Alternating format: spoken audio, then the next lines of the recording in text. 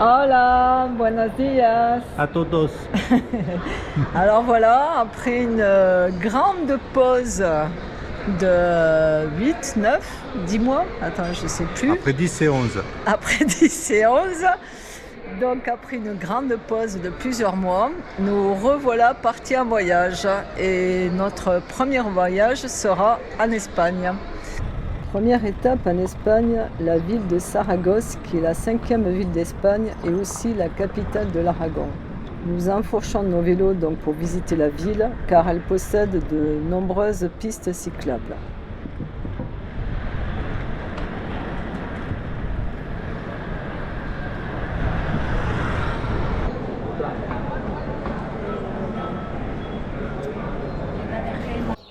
Nous arrivons sur la place du Pilar. Vous pouvez remarquer qu'il y a énormément de monde puisque ce week-end-là, il y avait un festival. Et nous nous dirigeons vers la basilique de Notre-Dame du Pilar que vous pouvez distinguer au fond. C'est l'icône de la ville de Saragosse. C'est l'un des principaux centres de pèlerinage chrétien.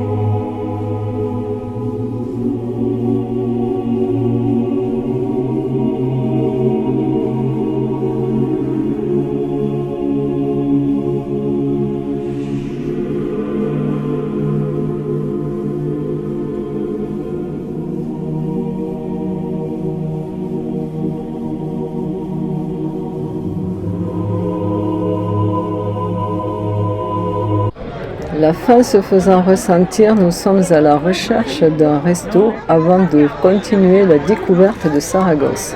Hey,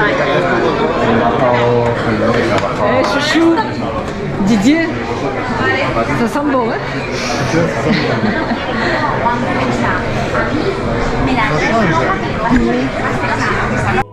Une fois rassasiés, nous pouvons continuer notre visite vers la cathédrale San Salvador, ou la CO comme certains l'appellent.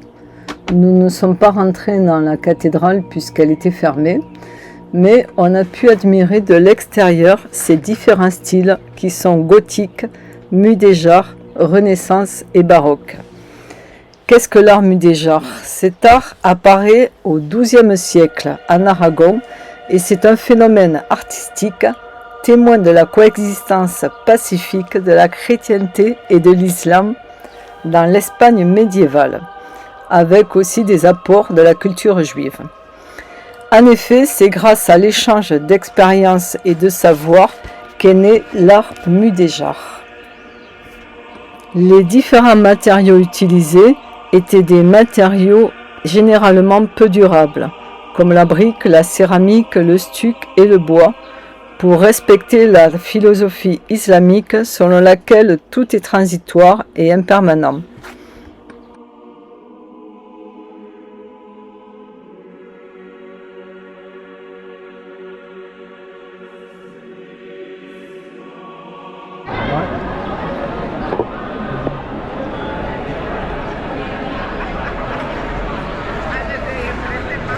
que les glaces italiennes. Un des monuments essentiels de la visite de Saragosse et qui est représentatif de l'art mudéjar, c'est le palais de l'Aljaferia. C'était une résidence de loisirs pour les rois musulmans qui a été construit au XIe siècle et qui, 10 siècles plus tard, continue d'être, avec l'Alhambra de Grenade et la mosquée de Cordoue, un des joyaux artistiques de la présence musulmane au sud de l'Europe. D'ailleurs, en 2001, l'UNESCO déclare patrimoine de l'humanité l'art mudéjar d'Aragon en soulignant que ce palais est l'un des monuments les plus représentatifs de cet art. Ce palais a eu diverses fonctions à travers l'histoire. Outre le fait qu'il a été le palais de loisirs des rois musulmans, il a été aussi palais des rois catholiques, jusqu'à ce qu'il soit transformé en forteresse au XVIe siècle. Il fut prison pendant l'Inquisition, ou caserne militaire. Et à l'heure actuelle, vous verrez à la fin de la visite, c'est le siège des Cortes de Aragon.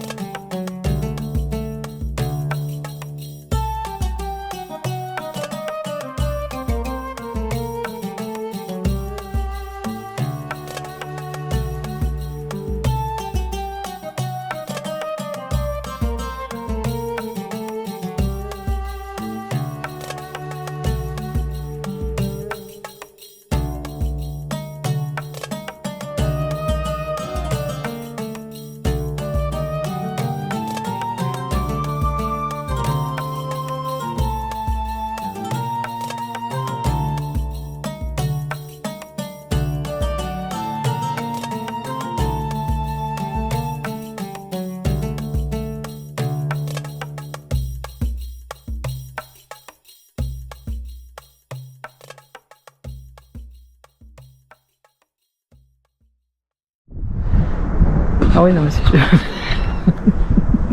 Ça commence bien.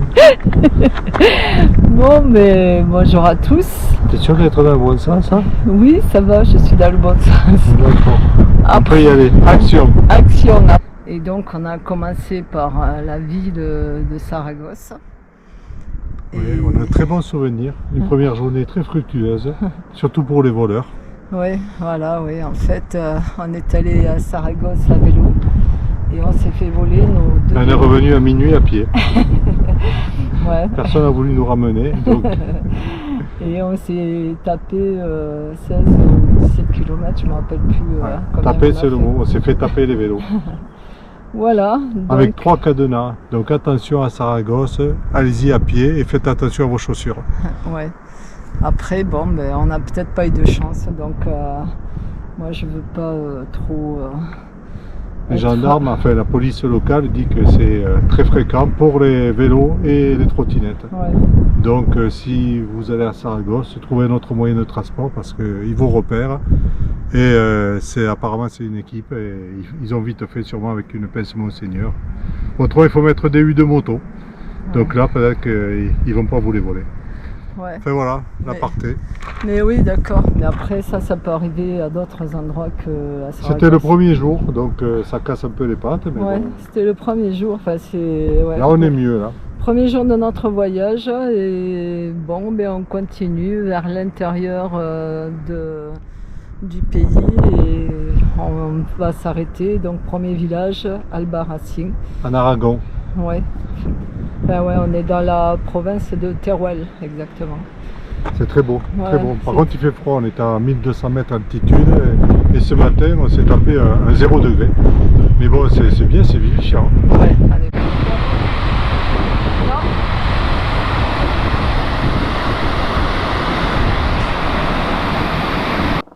Au détour d'une méandre du fleuve Guadalaviar, qui entoure et protège presque entièrement le village d'Albarracín, nous nous promenons dans le labyrinthe des petites ruelles qu'il convient de visiter à pied en prenant son temps, car le village a conservé sa structure médiévale.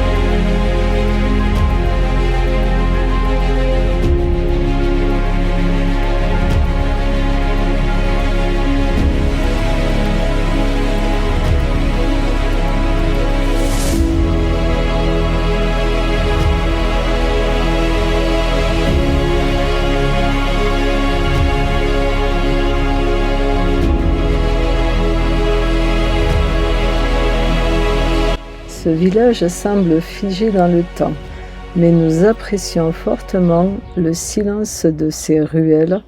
Bon, il est vrai que c'est pas encore vraiment la période touristique, mais nous, on apprécie justement ce silence et on pousse notre visite jusqu'aux murailles médiévales qui protégeaient à l'époque le village.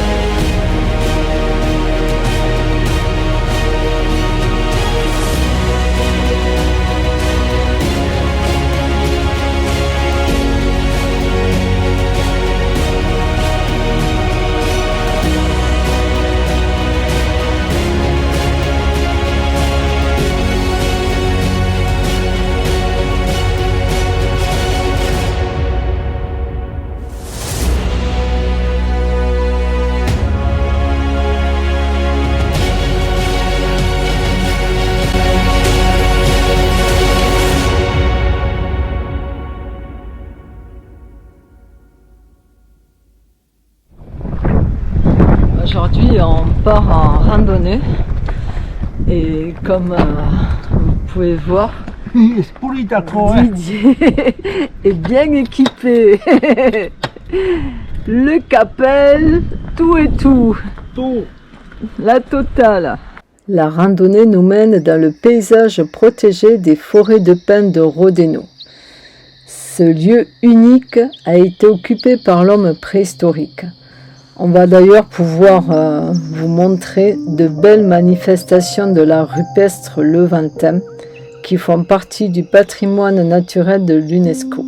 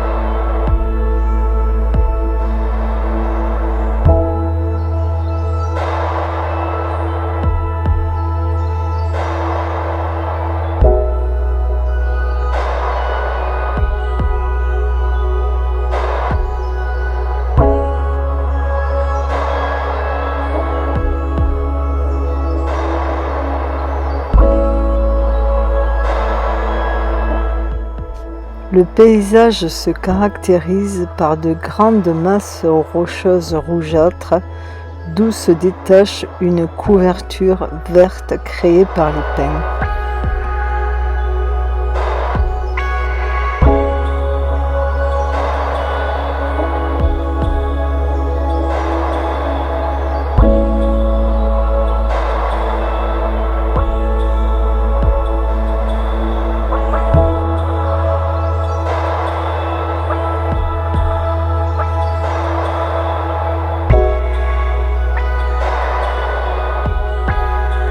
On a pu observer sur de nombreuses roches ces rayures de forme circulaire ou linéaire qui sont produites selon un double processus.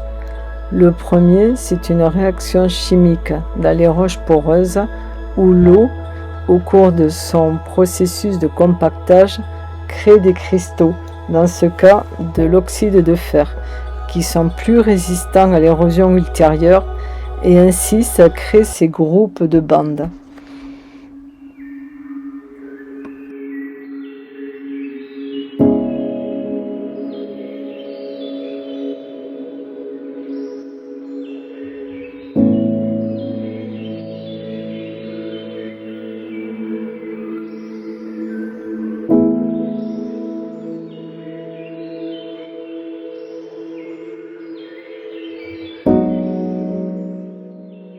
Oui. Alors, Indiana Jones Ouais. s'est perdu dans la forêt. Malgré une super application, Wikiloc, merci de nous avoir menés jusqu'ici, même si c'est pas le bon point GPS, on a quand même trouvé des peintures rupestres. Ouais, donc Elles sont très belles, voilà même si elles ne pas beaucoup. Mais les peintures rupestres, je sais pas si vous les voyez bien, hein. Mais tu as la reproduction. Et la reproduction en bas. En fait, c'est vrai que quand on a la reproduction, on comprend un peu mieux. Exactement. On les voit bien, hein. On les voit très bien, ouais.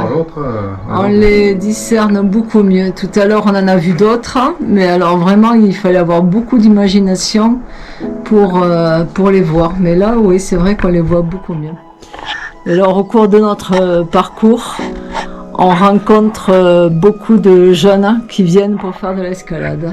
Surtout des inverses. Ouais. Je crois que ça s'appelle comme ça. C'est un plat et ils montent comme une araignée à l'envers et ils se tiennent avec les doigts. Ouais, bon, on leur laisse. Nous, on se contente de faire la randonnée. Ouais. Nous, on le fait sans les mêmes.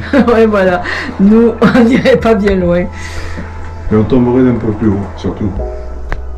Cette forêt est un superbe terrain de jeu pour les grimpeurs. On la surnomme d'ailleurs la Fontainebleau d'Espagne. On a croisé énormément de jeunes avec leurs matelas sur le dos qui se rendent sur leur spot favori. D'ailleurs, il y en a même qui bivouaquent sur place.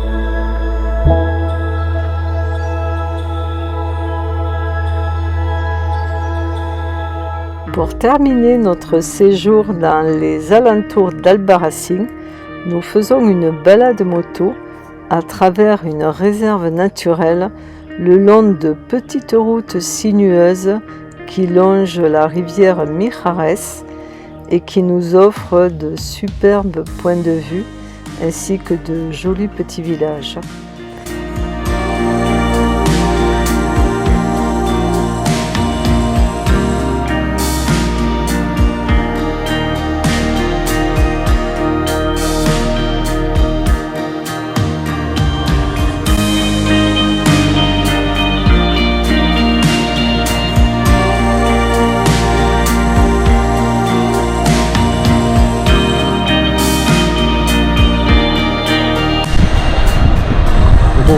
Ouais, c'est très beau. Alors, chouchou, oui. Est-ce que tu vas te baigner? C'est pas sûr. Hein? Ça fait envie parce que il fait très très chaud. Ouais. Là, on a roulé pendant un petit moment sur une superbe route de montagne et voilà, on trouve cet endroit et on se dit pourquoi on n'irait pas se baigner? Pourquoi pas?